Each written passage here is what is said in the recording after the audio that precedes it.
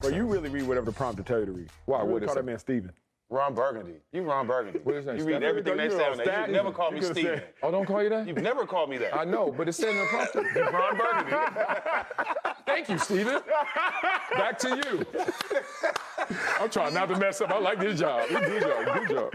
How far can Embiid take the Sixers to the NBA Finals? Man, stop. He can't win NBA Finals. I think he can take them there as long as he don't run into the Greek Freak. I mean, be real. As well as Maxi's playing, as well as Embiid is playing, and James Harden ain't even started hooping yet, I think Embiid can take them there. Yeah. Embiid is playing at an MVP level, and he is really the MVP.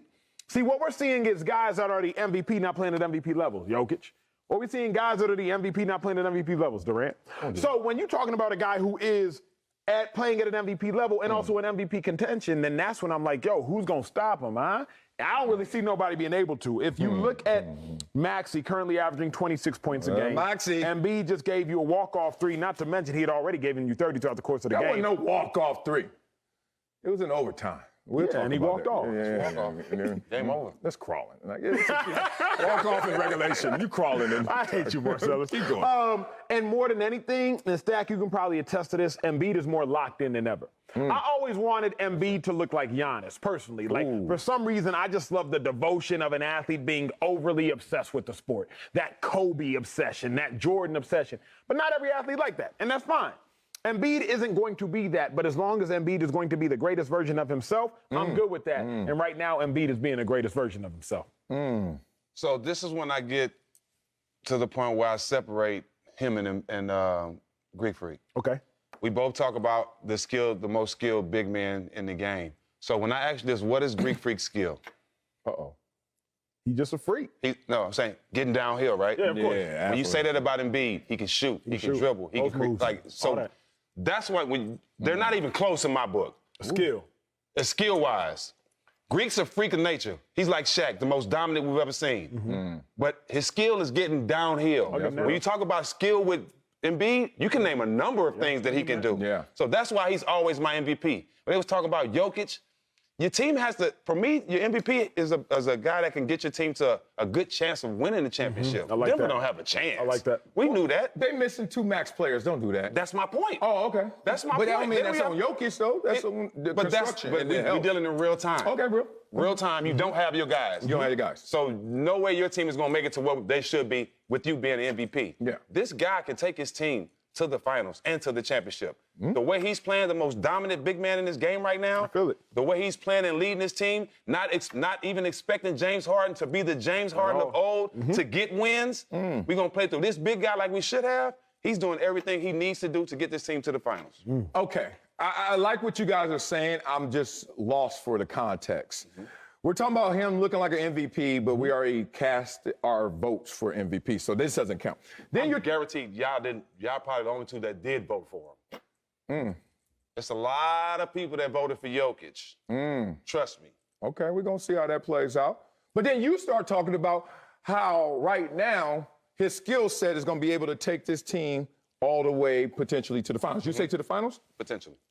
I don't see it happening. I'm going to tell you why. One, we shouldn't use this moment in time to even try and use as a trampoline how good this team is and how far they can jump. You know why? They're playing the Toronto Raptors. Let me remind y'all who they are. Undermanned, injured, underdog, and underwhelming. And they went back home, and you know that the Sixers did not lead for 1 second in regulation. Like, it only happened like 3 times in history. They tied it, and then they went to overtime and won it. Great. But remind yourself who you're playing against, because sometimes you get real hype going against somebody who's not on your level. Right. And all I'm saying is, when I see this team, I love me some Embiid with y'all. I think he should be the MVP this year. Maxey balling out of control. Tobias Harris gets slept on to me. I like Tobias way more than most people. part. But okay, Stacks, that's why they sleeping. And then James Harden is not James Harden yet. At all? If y'all don't come together against this level of team, when y'all gonna come together? When you need to against somebody else who's gonna be formidable, like you said, you got to see the Bucks. Good night. If the Bucks even advance, we'll see how that plays out.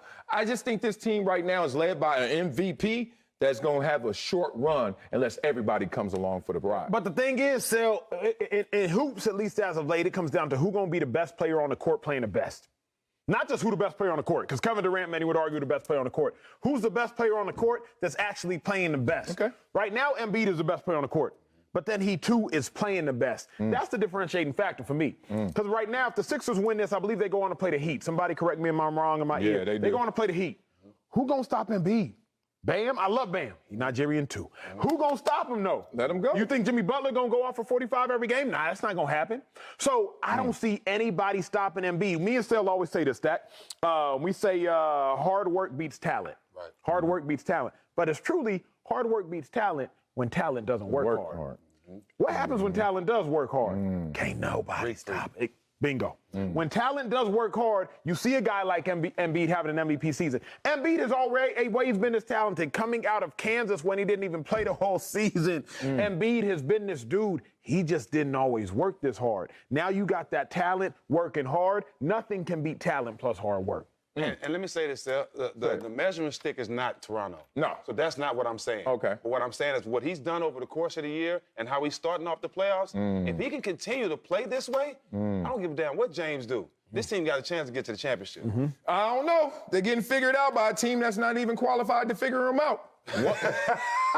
Anybody watch these three? First of all, let's just keep it 1,000 with our fans and our viewers. Nobody watched this game because it happened when the Celtics were playing. And all I saw was at the bottom of the ticker. I was like, I wasn't watching it anyway. Hell, watching this game. Broadcast boot camp dudes out there announcing like dudes interim. No, didn't watch it. Here we go. They scored 131 in the first game. Second game, 112. Third game, 104.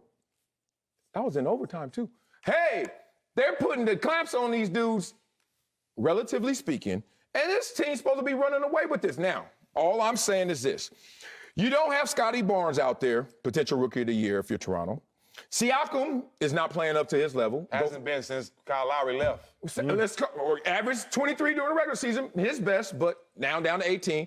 We're not even seeing it out of Van Fleet right now. Like, he's off his game. And they still taking this team to overtime? And this team's supposed to go all the way to the finals? That's my problem with this. If you want to But I'm saying, what do you expect? Do you expect them to blow them out every single game? At the end of the day, they up 3-0.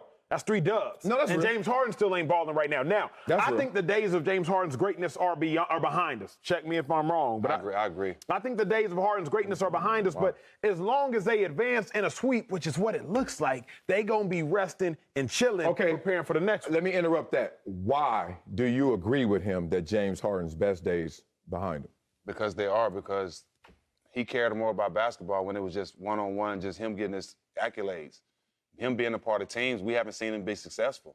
So I don't think he's taking that the same way as he took being in Houston, where it was just him and nobody else.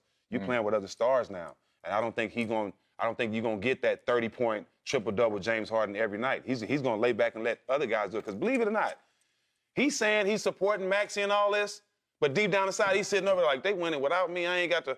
That's in the back of his mind. Trust me, that's in the back of his mind because he has a lot of selfishness in him. We've seen that over the years, especially with play, and he don't show up in big moments. So if it's a big moment right now where Maxey and Embiid can step up, and he don't have to because he's not used to it, and he don't have to deal with the media and all the scrutiny of not being successful and being James Harden from Houston, I think he'll sit back and take that and not worry about nothing else. So you think he would prefer to just kind of sit back and not being in the limelight? Yes. Why? Because no more pressure there?